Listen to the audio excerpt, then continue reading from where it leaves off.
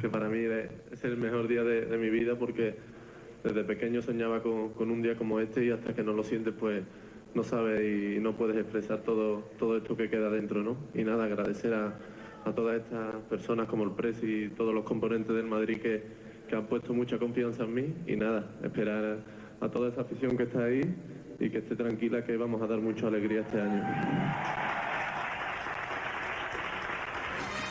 Les libéraux, le podcast qui revient sur le football de notre enfance. Dans l'épisode du jour, nous allons nous intéresser encore une fois à l'un des meilleurs joueurs des années 2010 à travers les dernières années du football de notre enfance durant lesquelles ce joueur a complété son apprentissage.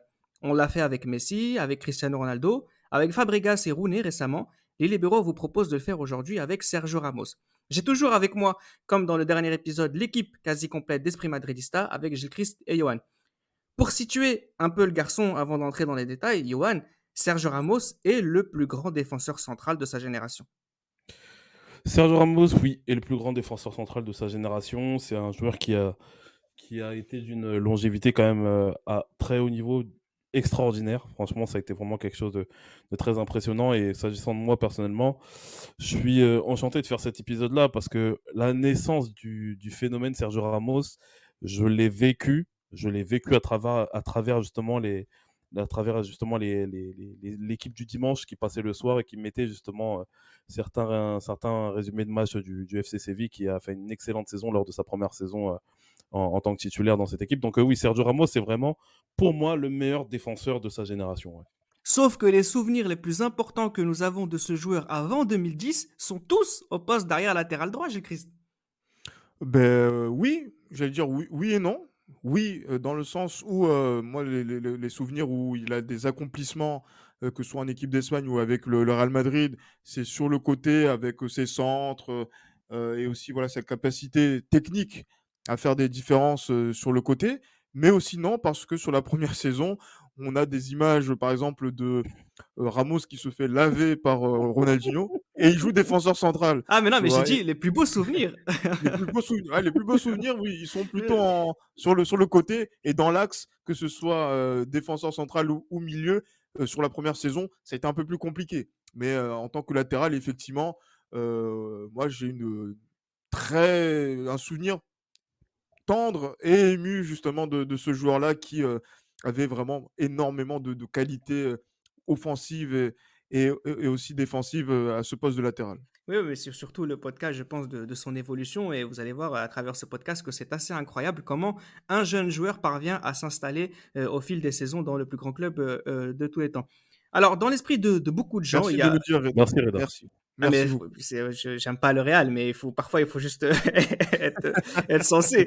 On t'a juste dit merci. On n'a rien dit. Merci, On a dit voilà. merci. Bon, de rien. Alors, dans l'esprit de beaucoup de personnes, hein, il y a cette idée reçue qui est quand même assez tenace, celle qui consiste à dire que c'est Mourinho, quand il est arrivé au Real Madrid, qui a découvert et placé Sergio Ramos au poste de défenseur central. Alors, c'est une idée reçue qui, selon moi, persiste encore aujourd'hui. Alors, c'est vrai que c'est à partir de José Mourinho que Ramos devient injouable, intraitable en défense centrale, mais c'est absolument pas le coach portugais qui a convaincu l'Espagnol de jouer défenseur central. Tout simplement, Johan, parce que c'est à ce poste-là qu'il est devenu professionnel à Séville. Exactement. Donc, il fait partie d'une génération de joueurs à Séville, donc la génération 86-87, qui est vraiment la génération charnière justement du FC Séville qu'on voit aujourd'hui. Et effectivement, Sergio Ramos, à cette époque-là, est défenseur central. Il a une formation en tant que défenseur central. Mais c'est sur ce renouvellement justement d'effectifs à Séville, parce que Séville à l'époque c'était une équipe qui oscillait entre la descente et puis la remontée en Liga. Donc c'est vraiment suite à ce renouvellement d'effectifs qui prend la place de latéral droit. Donc ce qu'il faut savoir, c'est que FC Séville à cette époque-là, c'était vraiment, comme je vous l'ai dit précédemment, une classe biberon qui a été excellente, qui a vraiment eu. Ils ont tous eu quand même des carrières assez intéressantes par la suite. Mis à part Ramos, je peux parler malheureusement du regretté Antonio Puerta. Il y a aussi Jesus Navas, il y a aussi José Antonio Reyes, et il y a aussi des joueurs qui viennent de l'étranger comme un certain Daniel Alves ou encore Adriano. Donc c'est vraiment une équipe, c'est vraiment dans cette équipe-là où il commence à être latéral droit en 2004, lors de la saison 2004-2005. Mais comme tu l'as dit précédemment, Reda, il est formé en tant que défenseur central. Après, oui, effectivement, il fait ses débuts en professionnel en février 2004.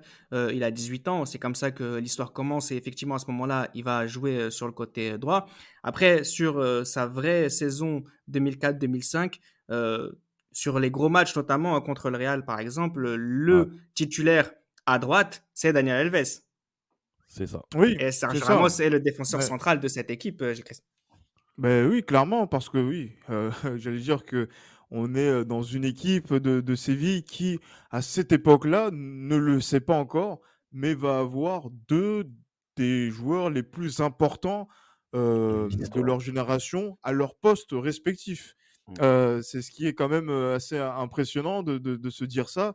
Et justement, ce match-là, voilà, de Séville contre le Real, c'est à ce moment-là que Florentino Pérez, qui n'avait pas encore recruté de joueurs espagnols dans son équipe, justement donc pour effectuer donc de gros transferts, va l'envisager sur l'année 2005-2006 avec un très gros transfert, hein, Ouais. également pour l'époque, pour un joueur aussi jeune également, et aussi avec justement ce numéro 4 que, voilà, qui était, on va dire, entre guillemets, orphelin depuis le départ de Fernando Hierro, viré par Florentino Pérez. Il faut le rappeler et le Faut le dire. souligner et le dire très clairement. Et voilà, parce qu'en fait, il y a cette idée-là aussi pour Florentino Pérez d'acheter le futur du football espagnol, du football mondial, de la défense, justement. Mais après, savoir à quel niveau il allait jouer, puisque c'est vrai, il y a cette polyvalence qui est importante, hein, donc en défense, au milieu, sur le côté. C'est ça. Et effectivement, donc là, ce sera à ce niveau-là que Sergio Ramos, beh, va évoluer, notamment sur cette première saison, en essayant différentes options. Après, les entraîneurs qui étaient là, que ce soit Luxembourgo, Lopez Caro, n'ont pas été justement donc c'est cette période-là du Real Madrid, hein. Quand Ramos il Mhm. signe à l'été C'est ça? 2005, les gars, j'étais hyper content parce que je savais que c'était un joueur qui était hyper prometteur, hein. Non, mais parce que beaucoup de personnes, et je me rappelle aussi avec Tate de cette époque-là, où les gens se disent, ouais, Ramos, il est fort quand même, tu vois, même Ah il coûte oui, cher, on est... il est ça fort. c'était un... Ouais, Bah, vraiment, justement, il y a moi, quelque... j'étais content. Juste, je vais donner la parole à Johan parce qu'il y a plusieurs choses qui sont importantes et qu'il faut dire à ce moment-là. C'est que, bon, déjà, Sergio Ramos est un international espoir. Il a gagné avec les jeunes espagnols, notamment en défenseur central. Voilà, juste pour dire que tout le monde le connaît à ce moment-là. On a vu le Real Madrid, je risque de le préciser, qui a dépensé énormément d'argent pour le récupérer. Quasiment 30 millions d'euros. À l'époque, c'est énorme après seulement une saison et quelques mois de haut niveau. On lui donne le numéro 4. Encore une fois, je répète pour bien appuyer là-dessus parce que c'est un signe de confiance concret. Ça veut dire qu'avec ce numéro 4 et cet argent, c'est l'avenir de la défense centrale du Real Madrid Exactement. qu'on achète. Au même moment où vous avez ce Real qui récupère Batista, Robinho, Cicinho, Diogo et même Cassano par la suite, que des joueurs de moins de 25 ans. Ça veut dire que Sergio Ramos, c'est aussi l'image d'un renouvellement de politique du Real Madrid à ce moment-là, Johan. Ben exactement, parce que quand on voit justement les deux dernières saisons du Real Madrid, surtout la dernière, hein, 2004-2005, qui a été catastrophique en championnat, c'est la fin de l'ère galactique, concrètement c'est ça. Et dans cette ère galactique justement qui est en train de prendre fin, on se dit au Mercato 2005 qu'il va falloir rajeunir l'effectif et acheter des jeunes joueurs de grosse qualité. Et je pense que ça a été une politique qui a été suivie par la suite jusqu'au retour jusqu'au retour de Pérez, parce que les années d'après, on va avoir des mecs comme Higuaín qui ont 20 ans qui vont signer, des Gago, etc. Mais vraiment, cet été 2005, on se dit que le Real Madrid veut passer à autre chose, à une nouvelle histoire. Ils Ouais. veulent vraiment que la Sous vieille Florentino garde... Pérez, hein, Johan, hein, il faut Exact, bien oui, oui, c'est le ça, dire. Oui. exactement. Florentino Pérez qui est encore président à cette époque-là. Et voilà, on sent vraiment que le Real Madrid veut passer à à une autre ère, en fait. Que les anciens, comme Beckham, comme Zidane, puissent encadrer la nouvelle génération. Cette saison 2005-2006, malheureusement, ne va pas se passer comme prévu. Mais Sergio Ramos est l'une des rares satisfactions justement de cette saison. Ah ouais, c'est ce que tu penses, parce que j'allais lancer Gilles Christ en disant qu'effectivement, c'était peut-être un peu compliqué pour lui cette première saison. Alors, Ouais, mais il bon. est défenseur central titulaire la plupart du temps, notamment aux côtés d'Ivan Helguera. Il dépanne de temps en temps au milieu. J'ai l'impression que l'adaptation, elle est un peu complexe, non? Ah, elle n'est pas complexe en termes Ouais, moi je trouve j'allais que dire, ça de va. volume de jeu, mais C'est après, ça. voilà quoi. Ronaldinho arrive, il lui passe dessus. Thierry Henry le règle, il faut le dire également. Ouais. lors du match de Ligue des Champions au Bernabeu, lui et C'est un petit d'autres joueurs. encore. Hmm. Ah Mais c'est oui, un non, petit mais encore. c'est un petit, mais justement, mais on sent que c'est le petit à qui on demande d'aller chercher de l'eau chez l'épicier, encore à cette époque-là, et qu'il y a encore les anciens qui sont là. Petit, voilà, tu es là pour apprendre, tu regardes également, mais on lui donne aussi du temps de jeu dans un Real Madrid où, je ne sais pas si tu t'en souviens, Johan, où on dit que voilà, Iker Casillas, franchement, s'il n'est pas là, le Real en prend voilà, X buts en fonction du nombre de buts qu'ils encaissent, parce que c'est compliqué. Bah, j'étais à À cette l'internat, donc je peux époque-là. pas m'en souvenir, Gilles. Non, mais Ah. par exemple, Mais tu c'est pour ça as que tu parles mal de Casillas, tu vois, alors que tu as tort. Sergio, Sergio Ramos est titulaire avec Ivan Helguera en défense centrale quand le Real Madrid perd 3-0 contre Lyon. Il est titulaire en défense centrale avec Jonathan Woodgate contre Oh, Arsenal. pas Oui, gentil, ça. c'est Oui, difficile. Non, c'est difficile quand même, Johan. mais contre Lyon, ça compte pas. C'est un match où on ressort le championnat a commencé depuis à peu près une ou 2 semaines Bah oui, en Espagne. Zidane n'a jamais vu Gerland, il faut le dire aussi. Quel enseignement? Il n'y a que les Lyonnais qui s'enorgueillissent de ces défaites-là, alors que nous, on y a les mains dans les poches, quoi. Oui, bah, Ramos, il est parti main dans les poches et on a vu ce que ça a donné aussi. Non, par Et c'est contre, un petit. non, Eh, cette saison, on n'est pas un cette peu. saison, cette saison, on s'est pris des raclés, mon Dieu. Non, c'est pas ça. Incroyable. Tu peux pas dire que c'est un petit quand tu l'achètes autant d'argent, quand tu donnes le numéro 4, tu sais que c'est voilà. Bon, en tout cas, ce qu'on peut dire et on le verra par la suite avec la perspective, c'est que on peut pas lui reprocher de ne pas avoir appris à ce moment-là. Ah, il a Euh, beaucoup appris. Ouais. c'est une jolie façon de dire se prendre des fessées, apprendre. Bon. Par contre, sur ce même laps de temps, il est le titulaire indiscutable à droite en équipe d'Espagne. Il est appelé depuis le 25 mars 2005. Il prend définitivement la place de Michel Salgado et il est le Ouais. titulaire de la Coupe du Monde 2006 à droite, Johan. Ouais, clairement. Donc, pour en revenir justement à cette équipe d'Espagne, cette nouvelle génération de joueurs en Espagne, voilà, c'est Luis Aragonès hein, qui décide voilà, de lancer une nouvelle génération de joueurs en Espagne. Et Sergio Ramos fait partie, au même stade, au même titre que Fabregas, que Iniesta, il fait partie de cette nouvelle génération de joueurs. Et il décide justement de titulariser Ramos, de faire de Ramos son titulaire en latéral droit. Exactement. Même si Tate aime rappeler que Raoul et Salgado ont essayé de jouer Exactement. contre la France, ça a marché pour Exactement. Raoul, mais ça n'a Ça pas n'a pas marché marché pour Salgado. pour Salgado, ouais, qui était vraiment Exactement. âgé, mais qui a encore rendu des fiers services par la suite. Mais bon, c'est pas le Bien sujet. sûr. C'est ça. Donc, oui, donc, il est titulaire pour sa première compétition internationale. Imaginez-vous, hein, le mec, il a commencé chez les pros 2 ans auparavant et là, il va jouer la Coupe du Monde. Donc, c'est vraiment un baptême du feu pour lui. Bon, l'Espagne, c'est une Espagne quand même qui est assez inexpérimentée, mine de rien, pour les grosses compétitions, surtout face à un club, face à une équipe comme l'équipe de France de 2006. Donc, Ramos ne fait pas une mauvaise Coupe du Monde. Il fait une bonne Coupe du Monde. Mais voilà, concrètement, ce match face à la France, on sent qu'il y a un écart de tempérament entre les joueurs espagnols et les joueurs français. Et c'est tout naturellement que l'Espagne, justement, prend la porte au final de cette Coupe du Monde, quoi. Une porte que lui ne prendra pas pendant très longtemps en équipe d'Espagne. En 2006-2007, malgré l'arrivée de Fabio Cannavaro, il continue d'être dans la rotation en charnière centrale. Vu les succès en équipe nationale, on le voit aussi un peu plus à droite aussi du côté du Real Madrid. Mais là, il est en rotation avec Curo Torres, Cicinho et toujours Salgado. Là, 2006-2007, Gilles Christ. Miguel Torres. Pardon, Miguel Ouais, Torres. Miguel Torres. Miguel Miguel Torres. Torres. Pour Torres, c'est celui de Valence, hein, c'est De ça? Valence, Miguel, ouais. dans la Miguel Torres, putain, qu'est-ce qu'il nous a fait du bien. Saison Oui, 2007-2008. sur cette saison justement. Et en fait, c'est Ouais. ça la question que je voulais poser par rapport à cette saison 2006-2007, c'est que on a vu la saison précédente que Ramos était un petit. Et du coup, là, il est rentré dans un rôle de joker défensif. Gilles Christ, est-ce que je suis sévère quand je dis ça? Mais il joue titulaire justement dans ces Oui, rencontres-là. C'est pas comme s'il rentrait en cours de jeu. Il joue quand même, voilà, donc un certain nombre de matchs. Mais énormément effectivement, de matchs. c'est ça en fait. Et donc là, du coup, en fait, ce qu'on peut lui reprocher, c'est qu'il ne s'est pas encore fixé au Real Madrid à un poste en particulier.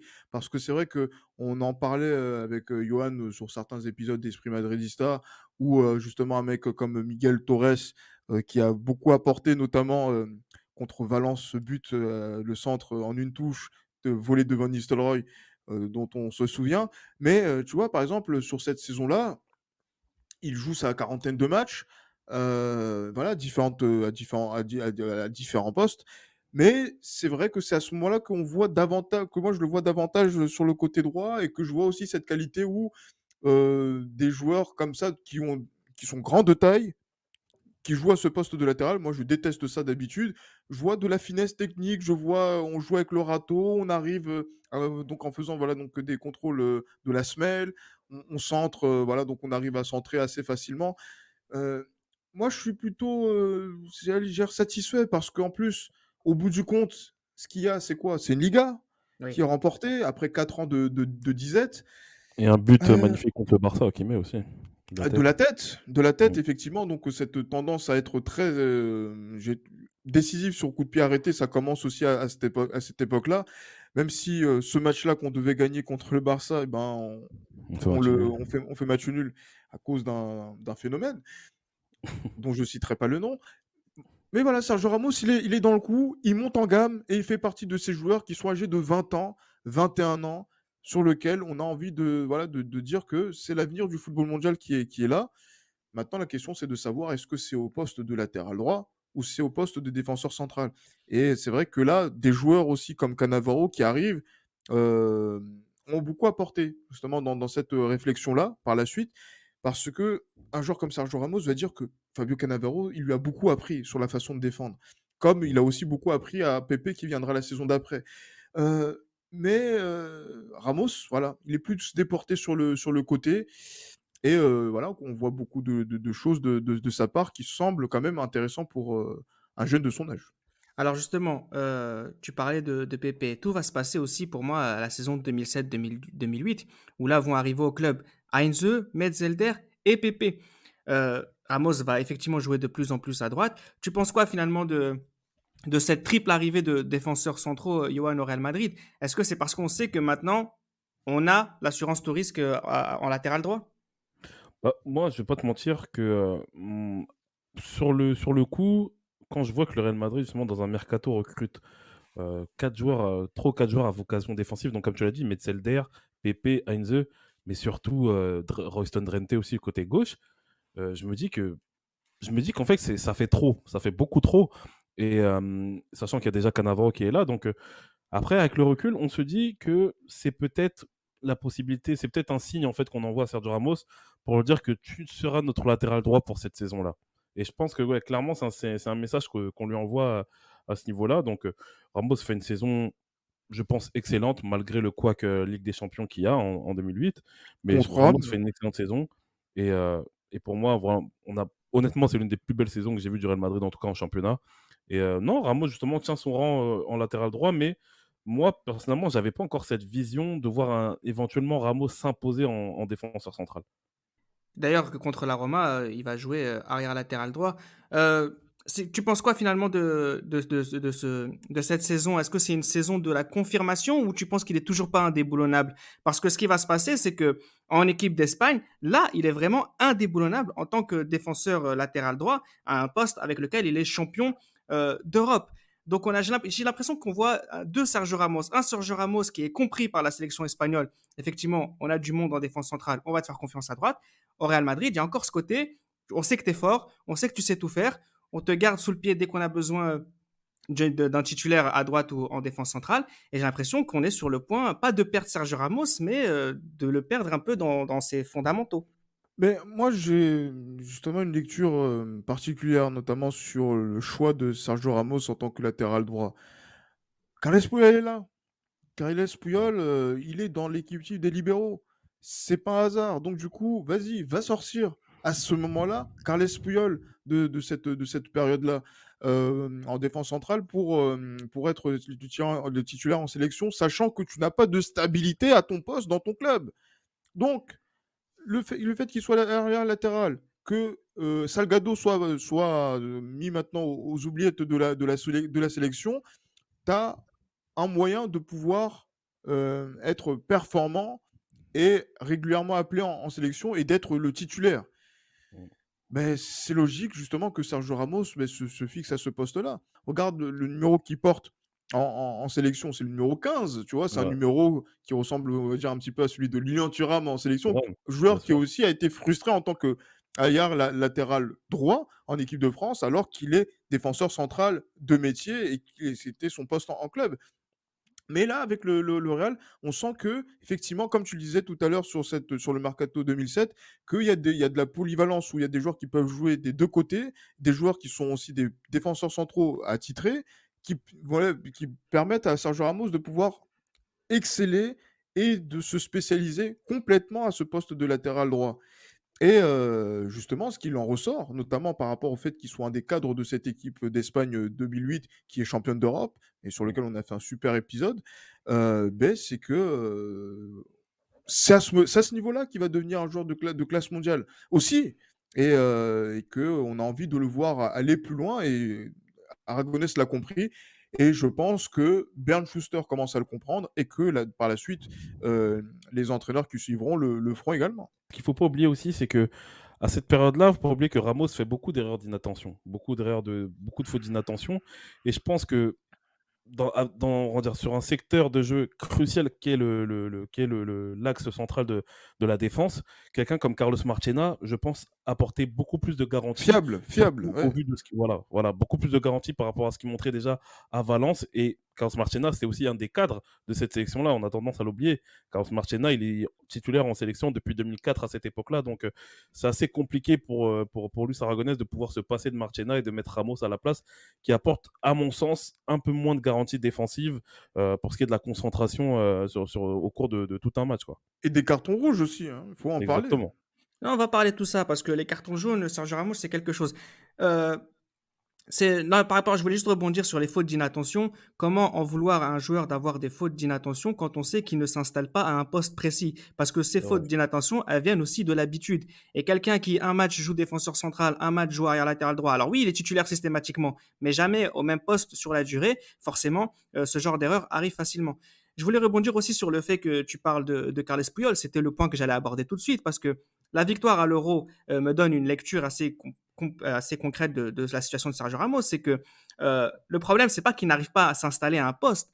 Le problème du Real Madrid, c'est qu'il n'y a pas de Puyol pour mettre fin au débat. En fait, Sergio Ramos, c'est peut-être le seul joueur sur qui on peut vraiment compter en défense au Real. Et c'est pour ça qu'on le travaille partout, parce que c'est la meilleure assurance derrière. Sauf qu'est-ce que le Mhm. Puyol de la sélection espagnole, c'est pas ce que va devenir Pepe, finalement.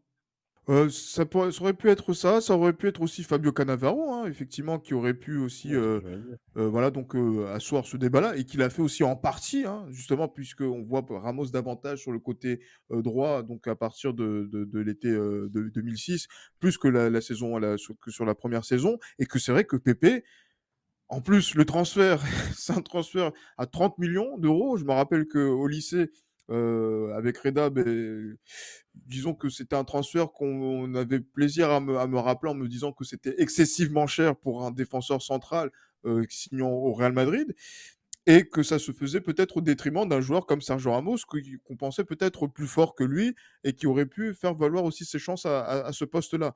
Mais bon, mais bon, là, c'est vrai que à ce niveau-là, Pepe va faire une très bonne première saison, 2007-2008, à son poste de défenseur central, avec un classico au match aller où il Oh, musait Leto euh, parfaitement, magnifiquement, et ouais. sur lequel Bernd Schuster va avoir une assise qui va permettre de se dire que tiens, j'ai Pepe, j'ai Cannavaro, j'ai Heinze sur le côté gauche ou Drenthe, et j'ai Sergio Ramos côté droit. La voie est libre pour lui pour pouvoir jouer sur ce côté-là et le faire le nécessaire pour être à ce poste exclusivement.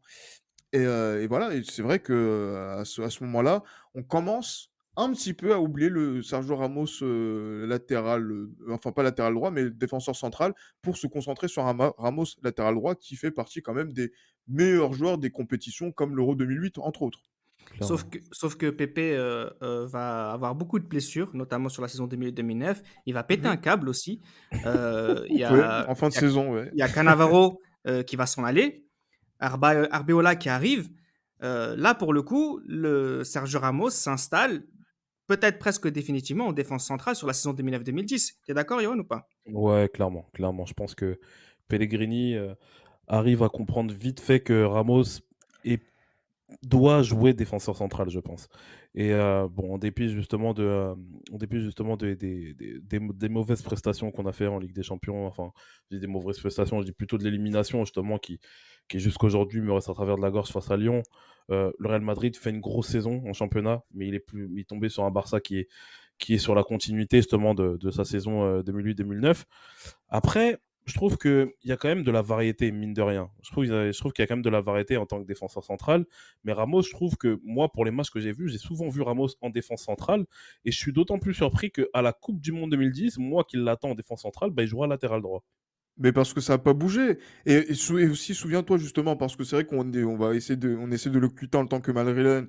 Mais lors du Classico, le 6-2, euh, il joue à quel poste? Il joue latéral droit. C'est Et vrai, justement, c'est vrai, il c'est vrai. dépose Eric Abidal, justement, donc sur une action, Pour le centre premier but, tête de. Ouais, ouais, oui, d'Higuaín. bien sûr, Mm. but d'Higuaín. Mais par la suite, il fait un match qui est catastrophique à ce Oh là poste-là, là là là là là. où il marque en plus en deuxième mi-temps, mais il sort très rapidement parce qu'il est complètement KO par Thierry Bah Henry. oui, il est dépassé, ouais. Complètement. Les appels de balles de Thierry Henry lui font vraiment du sale, hein. Franchement, c'est Ah oui, incroyable. oui. Et en plus, avec cette défense centrale qui n'arrive pas à contrôler Messi, qui Et en justement plus, il donc passe à sert les 3 joueurs dans après, la profondeur. Ah oui, oui, non, non, franchement. là c'est trop. Là où c'est vrai que là, à ce moment-là, ben, tu vois, là on parle de Pellegrini qui voilà, donc, arrive avec un gros mercato, effectivement, Ouais. avec Arbeloa qui arrive.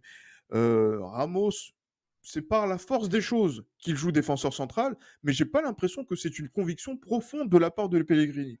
Bah, c'est ça qui Je sais. m'intéresse en fait dans la discussion qu'on va avoir maintenant, c'est que euh, moi concrètement, je vous me dis, moi je vous pose, c'est pour ça que c'est intéressant de vous avoir vous des Madrilènes, c'est que on a acheté Sergio Ramos défenseur central.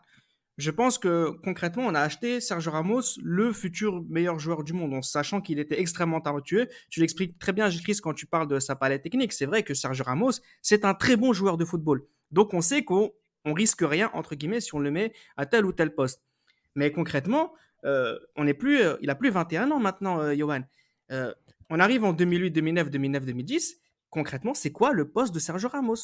Non, c'est clair, c'est encore indéfini. C'est C'est encore pas indéfini. normal. Mais après, moi, je trouve pour un défenseur central, je trouve qu'il est encore jeune, mine de rien. Parce que Ramos, il a quoi? Il a 24 ans en 2010. Oui, on est Donc sur pour moi, 24, 25, 26 ans à ce moment-là. ouais, mais en défense centrale, je trouve que c'est encore jeune. Mais après, c'est clair que quand tu arrives quand même à 24-25 ans, tu te dois en tant que défenseur d'avoir un poste définitif. Et ce n'est pas encore le cas, en fait. Ce n'est pas encore le cas. Ramos joue encore, bah, comme je te l'ai dit précédemment, il joue encore à droite en sélection espagnole. Et c'est vrai qu'il a encore trimballé, mine de rien. C'est vrai qu'avec le recul, c'est vrai il est encore trimballé par Manuel Pellegrini bah, à tous les côtés de la défense. Et il est clair que moi qui lui trouvais justement des problèmes des fautes d'inattention, bah, il est clair que c'est pas quelque chose qui peut l'arranger et qui peut faire en sorte que ces problèmes d'inattention soient résolus. Donc, ouais, il y a encore cette instabilité concrètement chronique pour ce qui est de son positionnement. Mais après, moi, je trouve quand même, je trouve quand même qu'au Real, il y a une majorité de matchs où il joue quand même en défenseur central. Bah, contre Lyon notamment, hein, en Exactement. 2010, il est en Mauvais défense souvenir. centrale. Très mauvais souvenir. Après avoir été champion d'Europe avec l'Espagne en 2008, il est champion du monde en 2010. Il est le titulaire à droite de la très probable plus grande génération de sélection de l'histoire, Gilles Christ. Ah oui, mais enfin, encore une fois, moi j'ai une tendresse particulière pour tous ces garçons qui ont été champions du monde 2010 et encore plus pour Sergio Ramos parce que sur la compétition, je pense que celui qui fait un grand mondial du début jusqu'à la fin, c'est Ouais, c'est lui. lui. Ouais, C'est lui. Voilà, ouais. on aurait pu parler de Iniesta, bon ça c'est encore de Iniesta, de Villa, de Xavi aussi qui est aussi à un niveau incroyable sur toute la compétition, mais celui qui est le plus régulier sur cette compétition, c'est lui. Très Il clairement, montre aucun euh, signe de faiblesse durant la compétition. ah clairement. Et franchement, moi j'aurais aimé qu'il soit récompensé d'un but en finale de la Coupe du Monde où il a une occasion où il met la tête et ça passe au-dessus. Les années d'après, avec le Real, ça va rentrer dans le but. Mais voilà, ouais, il a fait une compétition de ce qu'on attend d'un très grand joueur de football et d'un grand latéral de compétition. Et c'est pour ça que moi, j'étais vraiment content de ce mondial-là, puisque même si le Barça était largement représenté, le Real Madrid a présenté des joueurs comme Iker Casillas, qui a été décisif dans ce titre mondial, n'en déplaise à Johan, bien plus décisif que d'autres gardiens italiens. Et Sergio Ramos également, qui a été Peruzzi. exactement excellent. Non, arrête ça. J'avais Qui a pensé à été excellent. Pagliuca, moi. Ouais, oui, il dit. Je vois pas Ouais, d'autres. j'en vois Même, pas d'autres, même Zoff effectivement. même Zoff a été, a été plus Non, non, impressionnant arrêtez, qu'Aspas. regardez, vous aimez trop forcer. Vous allez dire bientôt que Zenga a fait une meilleure Coupe du Monde que Non, par Casillas contre, en Cambi, 90. dans les années 30, a été meilleur que Casillas. Arrêtez, vous mentez à vous-même, vous le savez très bien. En plus, même Reda, dans ton 11 des libéraux, tu t'es rendu à l'évidence. Grâce au Real Madrid. Mais peu importe. Oh, vous Oh. mentez, vous mentez, vous mentez. Mais Non, voilà, mais mais Ramos, voilà, toujours au niveau, et on voit que vraiment à ce poste-là, en sélection, il sait ce qu'il a à faire. Il est dans une génération exceptionnelle et il se met au diapason de cette équipe en tant que latéral droit. Il fait partie des meilleurs. en fait, ce qui est marrant, c'est que je me rends compte, là, au fil de notre discussion, que le sujet du podcast Sergio Ramos, l'arrière latéral, au Real Madrid, c'est un peu compliqué d'en être certain. Il y a beaucoup trop de matchs Ouais. en défense centrale assez tôt. Pourtant, il faut le dire, Johan, le joueur de légende latéral droit Sergio Ramos, c'est celui de la sélection espagnole. Ouais, c'est celui de la sélection espagnole qui montre, comme je te l'ai dit précédemment, aucune faiblesse. Aucune faiblesse. Et moi, honnêtement, là où. Parce que la sélection. Honnêtement, j'ai jamais vraiment eu d'attache avec la sélection espagnole. Mais le match, justement, qui m'a fait comprendre que Ramos était un joueur extraordinaire, c'est le match, même si c'était pas forcément difficile pour eux, c'est le match contre la France au Stade de France, où Ramos, sur le côté droit, justement, fait un match qui est incroyable, où il met. Je sais plus c'était qui l'ailier gauche, ben, je crois que c'était Ribéry. Hein, il met Ribéry justement dans sa poche. Et. C'est pas Thierry Henry qui jouait sur le côté ce jour-là et qui était très très Ah oui, mauvais. et Anelka joue en pointe. Et Anelka joue en pointe, ouais, c'est Ah, ça. mon Dieu. Oh putain, c'était Catastrophique horrible. match de l'équipe C'était de France. horrible. Mais après, de l'autre côté, oui, c'est mieux à regarder. Ouais. Ouais, ouais. Mais après, voilà, Sergio Ramos, justement, à cette période-là, moi qui suis un fan du Real Madrid, j'avais aussi un petit peu du mal avec ce poste de latéral droit. Mais à ce moment-là, en 2010, c'est là que je me dis, il y a, on est obligé de kiffer ce joueur-là parce que, mine de rien, parce que nous, ce qu'on attendait justement d'un latéral droit, c'est non seulement un apport offensif, mais aussi qu'il apporte des garanties défensives. Et Ramos, justement, plus le temps passait et plus justement ces garanties défensives, il les avait. Et pour moi, comme l'a dit Gilles Christ, c'est le meilleur joueur espagnol de la Coupe du Monde 2010 avec Xavi. Mais clairement, oui, Sergio Ramos est Et le Casillas. meilleur latéral droit. Comment? Et Casillas. C'est possible. Donc Ramos, pour moi, est le meilleur latéral droit du monde, justement, de cette année 2010. Et si je ne me trompe pas, il est élu, il fait partie de l'équipe type, justement, de l'équipe type UEFA dans ce ballon d'or qui était une honte absolue. Il fait partie de l'équipe type en tant que latéral droit, il me semble, à cette période-là. Juste, je viens de me rappeler parce que quand tu as parlé de l'équipe de France, j'ai pensé à l'Euro 2008 et Sergio Ramos sait très bien ce qu'est capable de faire Del Piero face à lui. Il a mis un sombrero dans la gueule. Mais par contre, c'est ça aussi qui est extraordinaire parce que je pense que les 10 années 2010 durant lesquelles Sergio Ramos a dominé tout le monde, c'est le résultat de 10 années ou de 5 années, pardon, d'apprentissage très très sérieux avec les plus grands joueurs de la génération des libéraux. Et je pense que c'est assez incroyable de sa part de faire justement ce lien entre le football d'autrefois et le football d'aujourd'hui. J'ai une petite question d'un auditeur et elle est pour toi, Gilles Christ, je te laisse écouter. Gilles, si tu devais retenir un match de Sergio Ramos au poste d'arrière droit, que ce soit avec le Real Madrid et en sélection nationale, lequel choisirais-tu et pourquoi? Merci Jérémy, hein. Je le rappelle, ce garçon est la troisième fois du podcast Esprit Madridista et son audio est une façon de nous accompagner puisqu'il n'a pas pu être des nôtres. Je te laisse lui répondre, Gilles. Mais comme je l'avais dit, hein, c'est vrai que paradoxalement, la finale du mondial 2010, voilà, j'ai bien aimé son comportement donc à ce niveau-là, donc sur le côté. Après, du côté du Real, moi, franchement, j'ai vraiment un souvenir tendre, encore une fois, sur la saison 2006-2007 et toute la fin de saison de la saison 2006-2007. C'est l'une des plus belles ligas que j'ai pu suivre. Et Ouais. l'image de Sergio Ramos sur un côté droit et également de Miguel Torres côté gauche, qui pouvait lui jouer tous les postes de la défense également. Voilà, donc c'était vraiment donc, l'image de ce Real-là qui fait confiance à des étrangers devant, Robinho, Van Nistelrooy, Beckham, hein, justement, qui est sur ces derniers mois, et des joueurs espagnols qui sont présents, qui, comme Casillas, comme Raoul, les anciens, Guti également, et Sergio Ramos, qui sont là. Et justement, ce Sergio Ramos-là, avec aussi voilà, Michel Salgado, avec qui voilà, donc, il y avait vraiment un pendant qui avait justement sur ce choix qu'il y avait en tant que latéral. Ce sont ces souvenirs-là qui me marquent de cette époque-là. Et voilà, c'est tout simplement, je pense que voilà, 2006-2007 pour le Real ouais, le mondial, la finale en particulier en Afrique du Sud contre les Pays-Bas. Alors juste pour qu'on se rende compte un peu de qui est Sergio Ramos du côté du Real Madrid sur cette période-là, bien qu'on ne sache pas concrètement s'il est défenseur central ou arrière latéral droit, c'est 46 matchs en 2005-2006, sa première, c'est énorme, 41 la saison d'après, 45 2007-2008, 42 2008-2009 et 40 2009-2010. Et j'avais pas cette impression qu'il jouait autant Johan. C'est quelque chose que j'ai redécouvert en me replongeant dans les archives. J'avais pas cette idée que Sergio Ramos était aussi indiscutable au Real Madrid.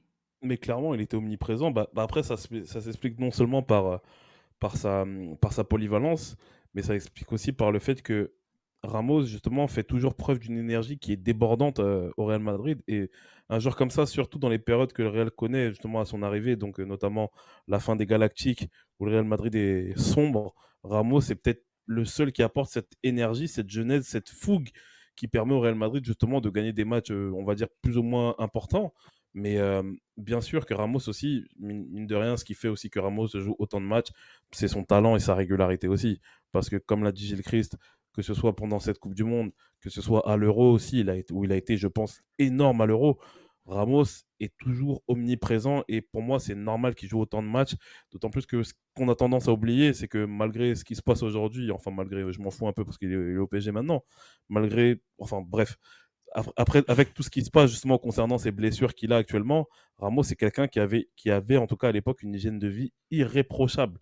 C'est vraiment ça qui montre la patte Ramos. Et voilà, Ramos, franchement, ça a été pour moi, de ma génération, ça a été peut-être le meilleur latéral droit après Cafu que j'ai pu voir aussi précoce, quoi.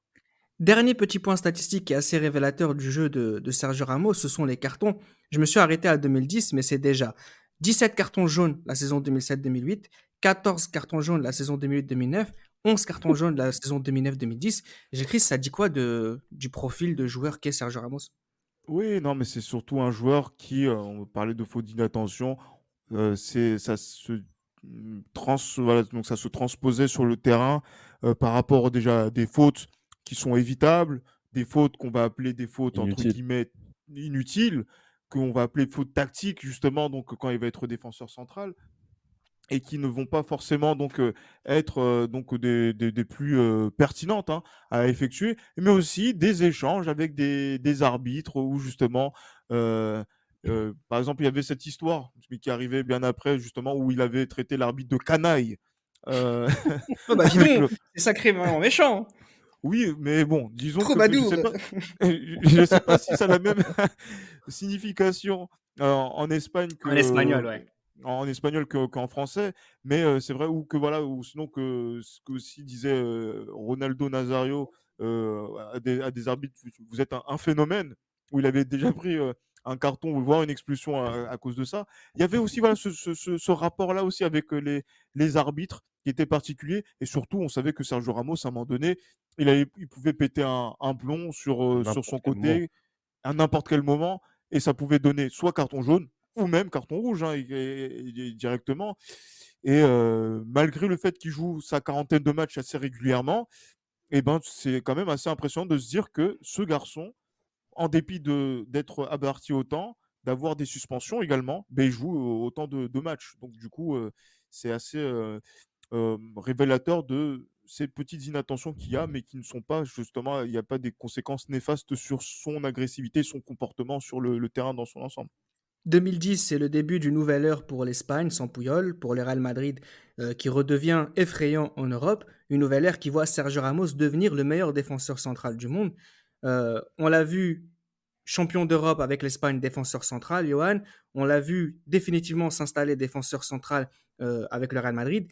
Quel déclic il a eu dans son esprit pour dire maintenant, ça y est, je veux plus qu'on me trimballe, je suis désormais indéboulonnable. Qu'est-ce qui s'est passé? Qui lui a fait confiance? Quel a été le tournant? Je pense que le fait que José Mourinho le place en défenseur central et l'installe en tant que défenseur central et qu'il José prenne Mourinho, surtout. excuse-moi juste de couper, José Mourinho qui ramène Carvalho pour faire Carvalho PP aussi. Donc C'est ça, Ouais, mais exactement. justement, Mais Reda, moi, je pense parce que qu'en c'est la fait, Ah, force des choses qui ont fait que. d'accord. mais regarde, justement, regardez, messieurs, Carvalho, c'est parce que Carvalho se blesse que il y a pas Ramos Pepe qui commence en 2011-2012 en Mhm. termes d'animation de jeu en défense centrale. Donc, c'est-à-dire que même là, je ne suis pas sûr que ce soit quelque chose qui se soit imposé à José Mourinho, mais qui se Non, non, soit, non, non, non, non, non. soit imposé, Gilles, on moi va j'ai dire, dit c'est la par rapport. force des choses. C'est sous Mourinho qui s'installe en tant que D'accord. défenseur central, mais c'est la Mais c'est la force des force du. choses Exactement. qui fait qu'il finit en tant que défenseur central. Et pour moi, la saison qui le révèle en tant que très grand défenseur central, en dépit du fait que le Real Madrid ne soit pas bon cette année-là, c'est la saison 2012-2013, où par moment, il prend même le brassard de capitana. Et c'est à ce moment-là, justement, où il décuple son leadership. Et justement, un leader, tu es obligé de le mettre en défense centrale quand il est défenseur. Concrètement, c'est ça. Tu vas pas mettre un leader capitaine et vice-capitaine latéral droit, ça n'aurait pas de sens. Mais je pense que voilà, c'est vraiment cette saison 2013, enfin 2012-2013, où voilà, on sent vraiment que Ramos prend une envergure monstrueuse en tant que défenseur central et en tant que leader de l'équipe. Et justement, Ancelotti fera perpétuer cette tendance en dépit justement de la Coupe du Monde catastrophique que fait l'Espagne en 2014. Mais c'est à ce moment-là, je pense que le déclic, c'est pas Mourinho qui le voulait directement, mais c'est la force des choses qui a fait que Mourinho le place en défenseur central. Et à ce moment-là, Ramos devient la véritable référence en défense centrale que l'on connaît jusqu'à aujourd'hui. Sergio Ramos au Real Madrid, c'est depuis 2010 deux titres de champion d'Espagne, deux Coupes du Roi et surtout quatre Ligues des Champions. Gilles Christ, c'est tout bonnement démentiel. Démentiel, effectivement, à ce niveau-là. C'est vrai que voilà, il est placé en défenseur central. On trouve la complémentarité que l'on n'avait pas explorée depuis tout ce temps, depuis le Ouais, 2007 avec Pépé. avec Donc, Pep, ouais. on se pose la question de peut-être de ce temps perdu qu'il y a eu pour pouvoir faire cette charnière centrale. Mais voilà, à partir justement sur cette période-là, Sergio Ramos, même si sous son capitanat, il n'y a pas eu forcément énormément de Liga. Bon, après ça, c'est euh, une appréciation personnelle. Il y a aussi cette impression de puissance sur la scène européenne, où justement, donc c'est un joueur qui va marquer des buts très importants sur la scène européenne. Mais voilà, 2014 sur la Décima contre le Bayern, un doublé quand même. Et voilà, donc il y a tout ça qui va revenir, où il va être toujours un joueur important de ces parcours-là, et il va faire entrer progressivement Varane aussi dans cette rotation-là, notamment Zidane qui justement va imposer Sergio Ramos Varane par la suite. Mais voilà, il s'est rendu indispensable au Real Madrid en tant que défenseur central par la force des choses, avec le temps qui passe, avec aussi les joueurs, voilà, où il y a eu une rotation par rapport à tout ça. Et justement, il a été aussi le leader de cette équipe d'Espagne. Mais paradoxalement, je veux le dire également, c'est que cette équipe d'Espagne, à partir du moment où Sergio Ramos en devient le leader, cette équipe C'est le d'Espagne désordre. décline. Bien sûr, c'est le désordre parce que aussi c'est son style de jeu qui continue, notamment avec ses idées. Mais c'est vrai, avec ses fautes d'inattention qui font Ouais, c'est vrai. que voilà, cette équipe-là, en termes de comportement défensif, Sergio Ramos, qui peut faire des exploits avec Cristiano Ronaldo, entre autres, au Real, ben, il n'y arrive pas forcément avec l'équipe d'Espagne, alors qu'ils ont quand même une génération de joueurs qui est quand même incroyable. Donc, Pays-Bas-Espagne, Gilles. Pays-Bas-Espagne. Pays-Bas-Espagne, moi, l'Euro 2016, je n'ai pas encore digéré justement ça également. Mondial Ouais. 2018 également. Euh, et justement, quand on voit ça, on se dit que, tiens, s'il était le leader dont on avait parlé, incontestable en défense centrale, qui a mis tout le monde d'accord dans les années 2010, il aurait dû le faire en sélection. Mais Ouais. pourtant, ce n'est pas le cas. Il restera pour moi toujours le petit de Puyol. C'est tout. Johan, j'ai une question de Jérémy pour toi et je pense que c'est la meilleure pour terminer le podcast. Je te laisse l'écouter. Johan, quel bilan fais-tu du passage de Sergio Ramos en tant qu'arrière droit au Real Madrid? En termes d'héritage laissé, tu retiendras Sergio Ramos arrière droit ou Sergio Ramos défenseur central? Concrètement, moi, je retiens plus Sergio Ramos en tant que défenseur central parce que je pense que c'est là où vraiment il marque son empreinte du côté du Real Madrid. Des arrières latéraux, on n'en a pas eu des légendaires, même si c'est vrai que Salgado a fait un travail énormissime depuis qu'il est arrivé du Celta Vigo. Mais concrètement, Sergio Ramos, on retient surtout la tête à l'Estadio da Luz. On retient surtout le but qu'il met à San Siro en 2016. On retient surtout les nombreux matchs où il fait la décision justement lors de cette saison de Liga 2016-2017 dans les dernières minutes. Donc non, Sergio Ramos, on va dire le Sergio Ramos qu'on retient dans l'histoire du Real Madrid et dans l'histoire du football, j'ai envie de vous dire aussi, c'est bien sûr celui au poste des défenseurs centrales. Sergio Ramos, c'est un grand buteur, on ne l'a pas dit durant ce podcast, il a marqué énormément de buts. Ça aussi, c'est une tradition madrilène, un peu à la Fernando Hierro. Je n'avais pas prévu d'en parler, mais voilà, tu m'as fait penser à ça.